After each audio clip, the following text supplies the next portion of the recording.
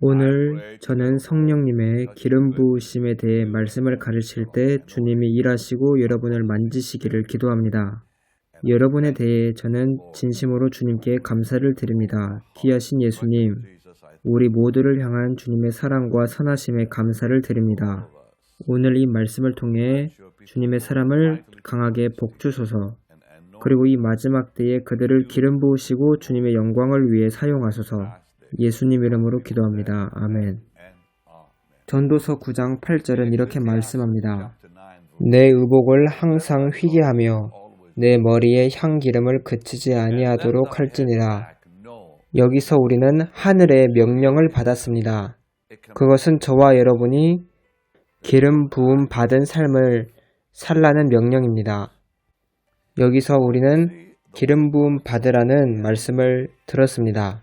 기름 부음 없는 활동은 모두 거절당합니다. 우리는 그 어느 때보다 지금 기름 부음이 더 필요합니다.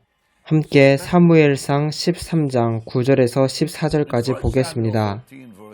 여기서 어떻게 하나님이 사울을 버리셨는지 나와 있습니다. 사울은 자신이 기름 부음 받지 않은 영역으로 나아갔습니다. 사울은 왕이었던 사실을 기억하십시오. 그러나 그는 제사장이 되려 했습니다. 사무엘상 13장을 보면 사무엘은 사울에게 자신을 기다리라고 말합니다. 하지만 사울은 기다릴 수 없었고 번제를 드렸습니다. 이것은 사울의 일이 아니었습니다. 이것은 사무엘이 해야 되는 일이었습니다. 이 일로 인하여 사울은 버림당했습니다. 그리고 이제 우시야 왕을 기억해 보시길 바랍니다. 역대하 26장 18절을 보면 거기서 그는 제사장이 되려고 시도합니다. 하지만 하나님은 그를 왕으로 부르셨습니다. 그가 하나님의 성전으로 들어갔을 때 하나님은 또한 우시야를 버리셨습니다. 우시야가 분향을 하고 있을 때 대제사장이 들어왔습니다. 왕이시여, 이것은 왕의 일이 아닙니다. 하지만 우시야 왕은 매우 교만해서 그런 일을, 제사 드리는 일을 하고 싶었습니다. 그리고 우시야 왕은 문둥병으로 하나님께 매를 맞았습니다.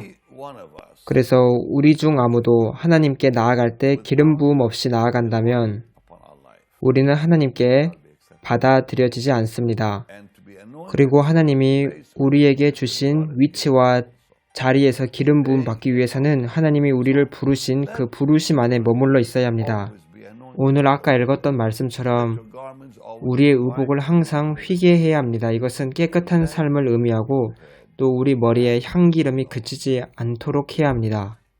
우리는 사도행전 1장 8절에서 약속을 받았습니다. 오직 성령이 너희에게 임하시면 권능을 받고 라고 하셨는데 왜 권능을 받습니까? 예수님의 증인이 되기 위해서입니다. 하나님의 기름 부음은 우리의 소풍을 위해서, 우리의 오락을 위해서 주어지는 것이 아닙니다. 하나님을 섬기기 위해서입니다. 그리고 하나님은 당신을 사용하시기 원합니다. 저는 오늘 여러분들이 이 말씀을 들을 때 전능하신 하나님께서 당신에게 당신의 부르심을 명확하게 보여주시기를 기도합니다. 여러분이 얼마나 나이가 많든 그것은 문제가 되지 않습니다. 아직 늦지 않았습니다.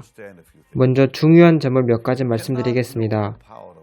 여러분은 성령님의 그 인격을 정확히 알기 전에는 절대 하나님의 능력이 무엇인지 알 수 없습니다. 우리가 능력만을 구하는 것은 하나님이 원하시는 것이 아닙니다. 하나님은 우리가 하나님이 어떤 분이신지 먼저 알기를 원하십니다. 하나님께서는 당신이 먼저 삼위일체의 능력이 되시는 놀랍고 복되시고 거룩하신 성령님을 먼저 알기를 원하십니다. 그분은 하나님의 거룩하신 영이십니다. 우리 삶에 우리는 그분을 정말 필사적으로 원합니다. 그리고 필요로 합니다. 매일매일 끊임없이 성령님이 필요합니다. 사람들이 능력을 구한다면 그들은 결국 신비주의에 빠지고 맙니다. 왜냐하면 어떤 사람이 능력을 구한다면 그 능력을 사용하고 싶기 때문입니다. 그러나 우리가 주님을 구한다면 그 의미는 주님이 우리를 사용하시기 원한다는 우리의 소원입니다. 이것이 차이입니다. 누구든지 능력을 구한다면 그 사람은 하나님의 인격을 사용하고 또 능력을 사용하고 싶기 때문입니다. 그리고 이것은 불가능합니다. 왜냐하면 우리는 성령님을 사용할 수 없습니다. 오직 성령님이 우리를 사용하시는 겁니다. 그러나 여러분이 주님을 알게 되면 주님 저를 사용하소서. 당신은 저를 사용하실 수 있습니다. 제가 당신을 아는 것처럼 저를 기름 부으소서. 이렇게 말할 수 있습니다. 이것은 모두 관계에 관한 것입니다. 그리고 제가 아주 여러 번 말했듯이 성령님은 인격을 가지신 분입니다. 성령님이 인격이시라는 말은 어떤 의미일까요? 어떠한 존재가 지적인 능력을 갖고 있고 감정을 가지고 있고 또 의지를 가지고 있다면 그 존재는 인격이라는 의미입니다.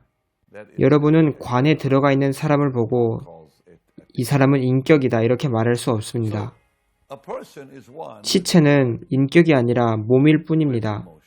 바울이 말한 것처럼 그 몸은 장막이고 또 껍질일 뿐입니다. 그래서 인격은 지정의를 가지고 있습니다. 그분은 생각이 있으시고 느낌이 있으시고 그리고 원하는 것이 있으십니다. 하나님 아버지와 예수님처럼 성령님도 실제적인 인격을 가지고 계십니다. 그리고 확실히 여러분은 그분을 알아가실 수가 있습니다. 제가 수십 년 전 캐서린 쿨만 집회에서 성령님께 주님 당신을 알고 싶습니다 라고 말할 때 주님을 저는 알게 되었습니다. 그 이후로 저의 삶이 바뀌었습니다. 성령님은 예수님의 영이시고 또 표현할 수 있다면 제한이 없으신 예수님입니다. 로마서 8장 26절 27절을 보겠습니다. 저는 오늘 기름 부음에 대해 말씀드립니다. 하지만 여러분이 성령님의 인격에 대해 정확히 알지 못한다면 기름 부음을 받을 수 없습니다.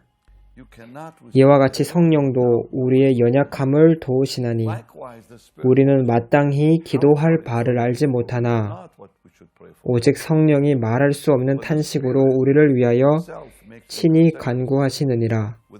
마음을 살피시는 이가 성령의 생각을 아시나니 이는 성령이 하나님의 뜻대로 성도를 위하여 간구하심이니라. 성령님은 지적인 능력을 가지고 계십니다. 왜냐하면 하나님은 성령님의 생각을 아신다고 기록하기 때문입니다. 또한 고린도전서 2장에는 아주 복된 말씀이 있습니다. 고린도전서 2장 10절을 보겠습니다. 오직 하나님이 성령으로 이것을 우리에게 보이셨으니 성령은 모든 것, 곧 하나님의 깊은 것까지도 통달하시느니라. 성령님은 하나님의 깊은 것까지도 통달하시는 분입니다. 이렇게 지적인 능력을 가지고 계십니다. 다음으로 성령님은 그분의 의지를 가지고 계십니다. 고린도전서 12장 11절입니다. 이 모든 일은 같은 한 성령이 행하사 그의 뜻대로 각 사람에게 나누어 주시는 것이니라. 이와 같이 성령님은 의지를 가지고 계시는 복되신 하나님입니다. 제가 이렇게 말하는 것을 이미 여러분은 여러 번 들으셨습니다. 그러나 제가 이렇게 반복해서 말하는 것은 강조하기 위함입니다. 이 모든 일은 같은 한 성령이 행하사 그의 뜻대로 각 사람에게 나누어 주시는 것이니라. 성경에 성령님에 관해 계시되어져 있는 말씀 중 가장 아름다운 것이라 생각하는 것은 성령님도 사랑하시는 분이라는 겁니다. 바울은 성령님의 사랑에 대해 이야기합니다. 여러분은 아버지와 예수님이 당신을 사랑하고 계시는 것을 알고 계십니다. 그렇다면 성령님도 당신을 사랑하고 계시다는 것을 알고 계시나요? 하나님 아버지와 예수님처럼 성령님은 당신을 영원히 그리고 깊이 사랑하십니다. 로마서 15장에 정말 귀한 말씀이 있습니다. 저는 이 구절을 1970년대부터 알았고 이 말씀이 저를 변화시켰습니다. 30절입니다. 형제들아, 내가 우리 주 예수 그리스도와 성령의 사랑으로 말미암아 너희를 권하노니 너희 기도에 나와 힘을 같이하여 나를 위하여 하나님께 빌어. 이제 다음은 예배소서 4장 30절을 보겠습니다. 하나님의 성령을 근심하게 하지 말라. 생각해 보십시오. 놀라운 인격을 가지신 성령님은 감정과 느낌을 가지고 계십니다. 사랑도 경험하시고 슬픔도 경험하십니다. 그는 당신을 사랑하시고 때로는 우리가 삶을 사는 방식에 의해 슬퍼하시기도 합니다. 성령님을 근심하게 하지 마십시오. 성령님은 근심하시기에는 너무 귀하신 분입니다. 고린도후서 13장 14절에는 바울이 성도들로 하여금 성령님의 그 교제를 경험하도록 기도합니다. 그리고 예수님이 하늘로 올라가시기 전 우리에게 성령님을 보내주시겠다고 약속하셨습니다. 그리고 요한복음 14장 16절에는 영원토록 우리와 함께 있으시겠다고 하셨습니다. 그리고 14장 26절에는 우리에게 모든 것을 가르치신다고 했습니다. 또 예수님이 말한 모든 것을 생각나게 하시겠다고 하셨습니다. 또 요한복음 15장 26절에서는 성령님이 예수님에 대해 증언하신다고 하셨습니다. 저와 여러분을 통해 다른 이들에게 예수님을 계시하십니다. 또 요한복음 16장 7절에서 8절에는 책망하시는 분이라고 말씀합니다. 또 요한복음 16장 13절에는 우리를 인도하시는 분이라고 말씀합니다. 성령님의 도움 없이는 우리는 하나님의 말씀을 이해할 수 없고 깨달을 수 없습니다. 요한복음 16장 14절을 보면 성령님은 예수님께 영광을 돌리시는 분이라고 기록합니다. 성령님은 항상 언제든지 오직 예수님만을 영광스럽게 하십니다. 오직 예수님만을 높이시는 분이 성령님입니다. 예수님만을 높이십니다. 어떤 누군가가 성령 충만하다면 그 사람은 반드시 오직 예수님만 높이고 영광 돌립니다. 할렐루야. 그리고 성령님은 하나님의 능력이 되십니다. 성령님은 전능하신 분입니다. 누가복음 1장 35절에 그렇게 말씀합니다. 성령님은 이 복되신 인격은 예수님을 높이시고 또 모든 것을 가능하게 하시는 분일 뿐 아니라 모든 것을 아시는 분입니다. 이사야서 40장 13절에서 17절에는 아주 놀라운 말씀이 나와 있습니다. 이 아주 놀라운 하나님의 말씀 이사야 40장 13절부터 제가 여러분들을 위해 읽어드리겠습니다. 저는 분명히 기름 부음에 대해 이야기할 것입니다. 하지만 저는 먼저 이 점에 대해 명확하게 여러분에게 설명드릴 필요가 있기 때문에 인격에 대해 더 말씀드리는 겁니다. 성령님을 알지 못하고는 우리는 기름 부음 받을 수가 없습니다.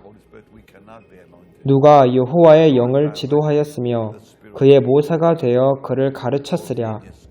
그가 누구와 더불어 운운하셨으며 누가 그를 교훈하였으며 그에게 정의의 길로 가르쳤으며 지식을 가르쳤으며 통달의 도를 보여주었느냐. 보라, 그에게는 열방이 통의 한 방울 물과 같고 저울의 작은 티끌 같으며 섬들은 떠오르는 먼지 같으리니 레바논은 땔감에도 부족하겠고 그 짐승들은 번제에도 부족할 것이라. 그의 앞에는 모든 열방이 아무것도 아니라 그는 그들을 없는 것 같이 빈 것 같이 여기시느니라. 또한 성령님은 모든 곳에 임재하실 수 있으십니다. 다윗은 주의 영을 떠나 어디로 가겠습니까? 이렇게 말합니다. 시편 139편에 보면 다윗은 주님의 영을 떠나 내가 어디로 가겠나이까? 이렇게 말씀을 기록합니다. 내가 하늘에 올라갈지라도 거기 계십니다. 수월에 내 자리를 펼지라도 거기 계십니다. 성령님은 복되신 주님의 임재이십니다. 그분이 하나님의 임재이십니다. 그리고 오직 그분의 능력만이 우리의 삶을 변화시킵니다. 성령님이 당신의 삶 안에서 또 당신 위에서 역사하시는 순간 당신의 삶은 변화받습니다. 이사야 32장 15절을 보겠습니다. 마침내 위에서부터 영을 우리에게 부어주시리니 광야가 아름다운 밭이 되며 아름다운 밭을 숲으로 여기게 되리라. 여러분이 때때로 영적으로 광야에서 살게 되면 여러분은 아름다운 밭을 보지 못합니다. 어떤 분은 영적인 삶이 지금 광야와도 같을 것입니다. 하지만 성령님은 그 광야를 열매 맺는 밭으로 바꾸실 것입니다. 그리고 여러분의 삶 속에 있는 아름다운 그 밭을 곧 숲으로 바꾸실 것입니다. 이것은 아주 풍성한 축복의 삶을 의미합니다. 이분이 바로 성령님이십니다.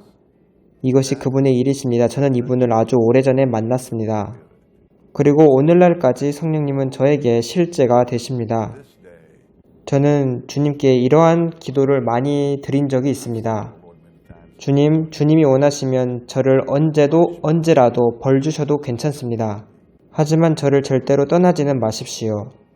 저를 멀리하지 마십시오. 이것이 저의 기도였습니다.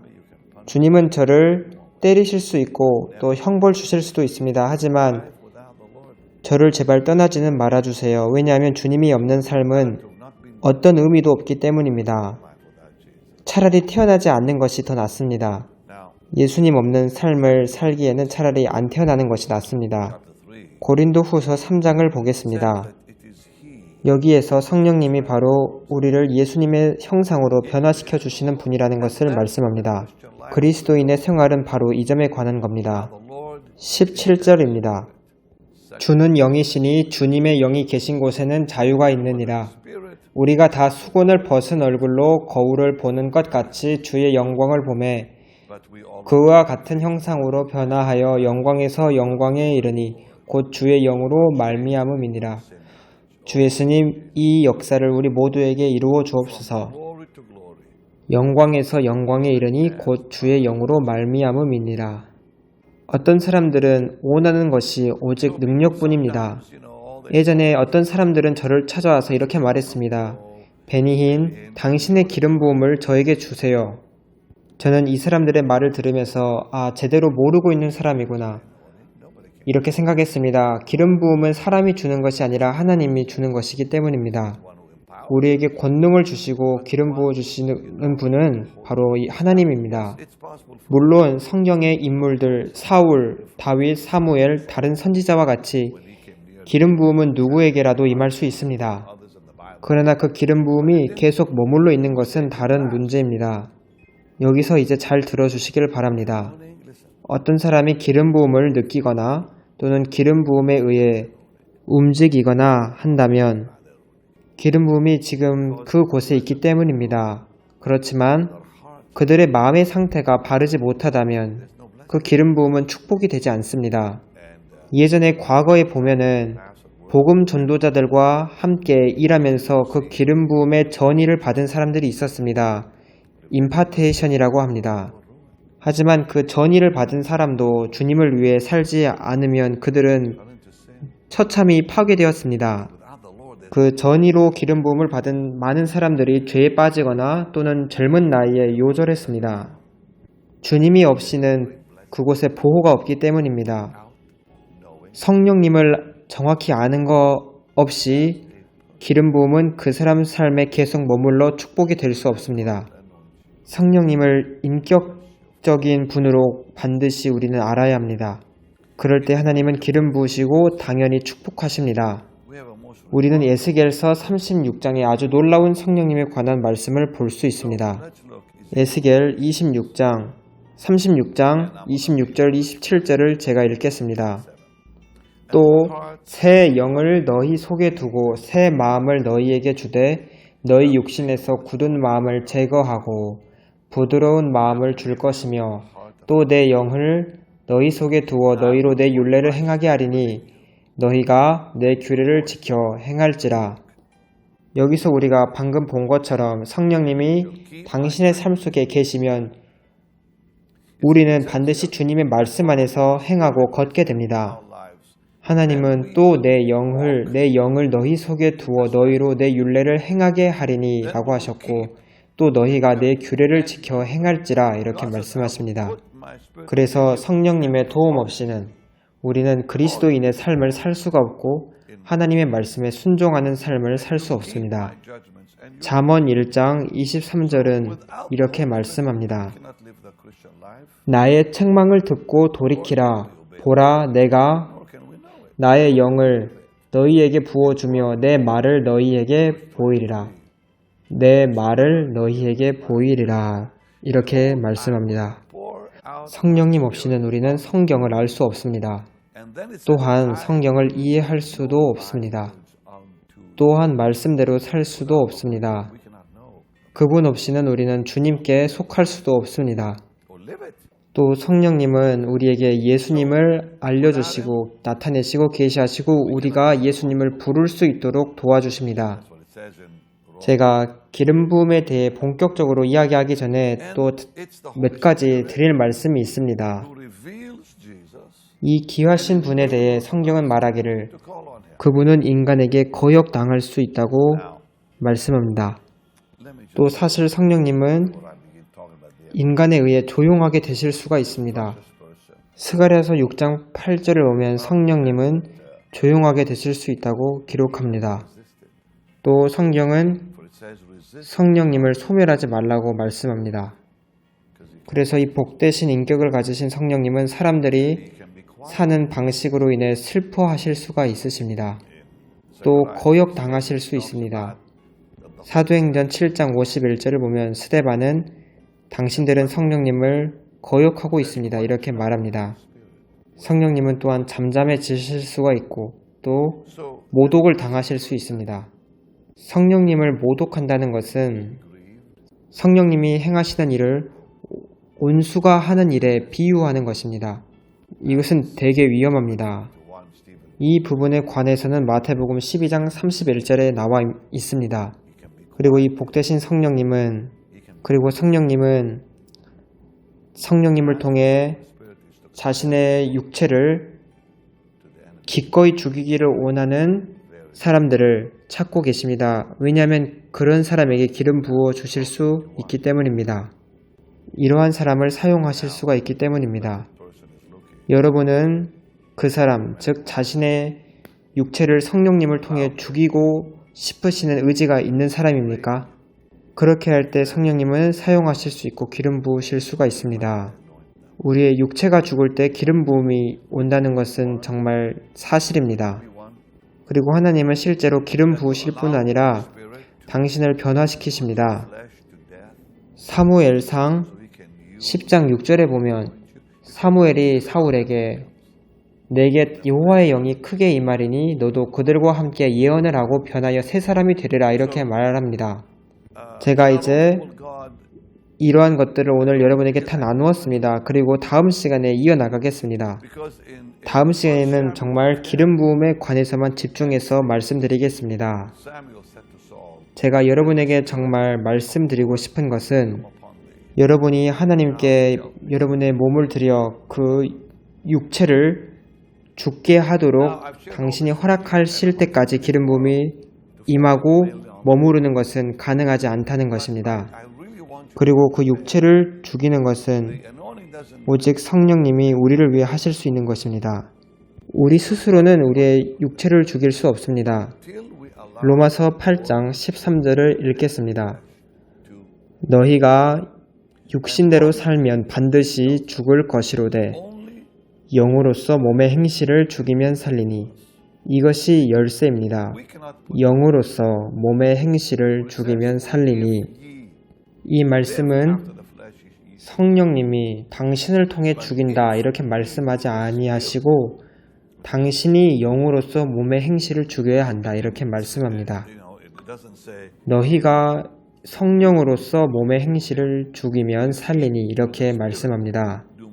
그래서 성령님을 통해 또 성령님께서 우리의 육체를 십자가에 못 박도록 우리가 허락할 때 그분은 우리에게 기름 부으십니다. 그리고 그분의 기름 부음은 여러분의 온 삶을 변화시킵니다. 그리고 하나님이 당신을 사용하십니다. 다음 시간에 제가 기름 부음에 관해서 집중해서 가르칠 때 함께 참여해 주십시오. 기름 부음은 무엇인가? 또 기름 부음은 어떻게 역사하는가? 하나님께서 개인에게 기름 부으실 때 어떠한 위험이 따르고 또 어떠한 축복이 있는가? 내일 말씀드리겠습니다. 그리고 저는 하나님이 여러분을 다 기름 부으시고 사용하시기를 원합니다. 함께 손을 들고 기도하겠습니다. 아버지 주님의 말씀에 대해 감사드립니다. 오늘 제가 나눈 말씀을 이들의 삶 가운데 사용하셔서 주님이 그들을 신뢰할 수 있는 자가 되게 하소서. 그들의 삶과 사역에 기름 부으셔서 복되신 주 예수님, 제가 손을 뻗어 기도합니다. 이들을 사용하소서. 이 말을 듣고 있는 사람을 사용하시고 이들을 통해 주님 영광 받으시옵소서. 저와 함께 기도하고 있는 모든 분들이 더 밝은 삶을 살게 하시고 과거보다 더 복된 미래를 맞이하게 하소서. 오늘은 어제보다 더 축복받는 삶이 되게 하소서. 주님 안에서 또한 열매를 많이 맺는 자가 되게 하소서. 주님이 말씀으로 주님의 영이 임하실 때 광야가 아름다운 밭으로 변한다고 하셨습니다. 또 아름다운 밭은 숲으로 변한다고 말씀하셨습니다. 복되신 성령님으로 모든 분들을 축복하여 주옵소서. 예수님의 영광스러우신 이름을 위하여 이들에게 기름 부어 주옵소서. 예수님 이름으로 기도합니다. 아멘. 다음 시간에 제가 기름 부음에 대해 더 많이 말씀드리겠습니다. 저는 오늘 성령님을 아는 것에 대해 가르쳤어야 했습니다. 왜냐하면 이것이 바로 생존할 수 있는 비결이기 때문입니다. 성령님을 아는 것이야말로 계속 기름 부음을 유지할 수 있고 기름 부음 안에 거하는 비결입니다. 다음 시간에 기름 부음에 관해 더 많이 나누겠습니다. 아까 제가 기도하실 때 많은 분들이 손에 주님의 능력을 느끼셨을 겁니다. 왜냐하면 저는 때때로 하나님의 능력을 느낄 때 손에 전기 같은 것을 느끼거나 또는 손에 불을 느낍니다. 다음 시간을 위해 준비하십시오. 이제 주님의 일에 드릴 시간입니다. 제가 이것을 요청함으로써 여러분에게 미안한 마음을 가지는 것이 아닙니다. 왜냐하면 하나님께 드리는 것은 성경의 명령이기 때문입니다. 이것은 저의 생각이 아니라 하나님의 말씀이기 때문입니다.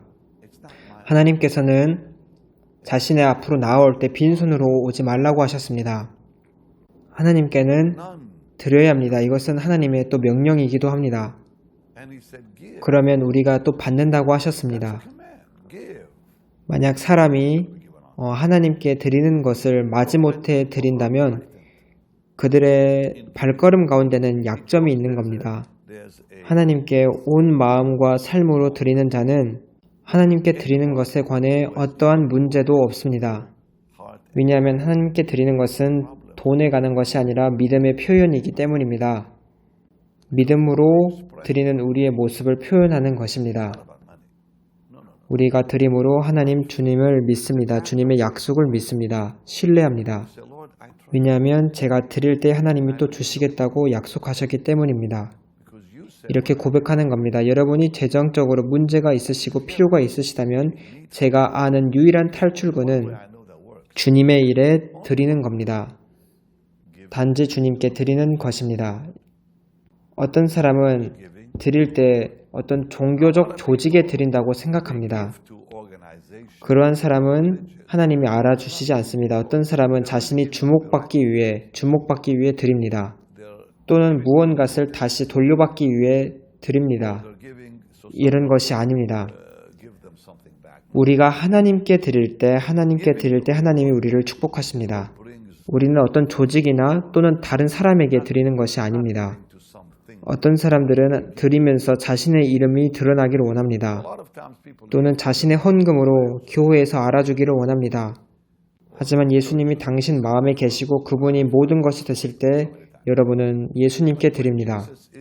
여러분이 예수님께 드릴 때 전능하신 하나님께서 여러분을 축복하실 것입니다. 그리고 내가 헌금을 드렸는데 그 헌금으로 그 사람은 어떤 일을 하지? 라고 생각하는 것은 우리가 할 일이 아닙니다. 이것은 하나님이 하시는 일이기 때문입니다. 만일 사람이 그 돈을 잘못 사용한다면 그 사람은 하나님께 심판받을 것입니다. 하지만 우리가 우리의 마음으로 하나님께 드릴 때 하나님은 우리를 축복하시고 보상하실 것이고 놀랍게 일하실 것입니다. 주라 그리하면 너희에게 줄 것이니 곧 후이 되어 누르고 흔들어 넘치도록 하여 너희에게 안겨주리라. 너희가 헤아리는 그 헤아림으로 너희도 헤아림을 도로 받을 것이니라. 여러분은 하나님의 그 수확과 추수가 계속 다가오는 것을 보게 될 겁니다. 주님, 이들이 주님께 드릴 때 복 주시고 제물로 주님을 공경해 드릴 때 그들을 귀히 보시고 그들의 삶의 재정적 필요를 다 채워주옵소서. 사랑하는 자들의 삶 속에도 재정의 축복을 주옵소서. 예수님 이름으로 기도합니다. 아멘. 이제 여러분은 보고 계시는 이 베닌 홈페이지로 가셔서 씨앗을 심으실 수 있고 또는 미국에 BHM45777로 문자를 보내주시면 됩니다. 오늘 저와 함께 해주셔서 감사합니다. 제가 다음 시간에도 기름 부음에 관한 아주 중요한 메시지를 전해드릴 것입니다. 놓치지 마시고 또 함께 참여해 주시기를 바랍니다. 여러분께 많은 사랑을 드립니다. 감사합니다.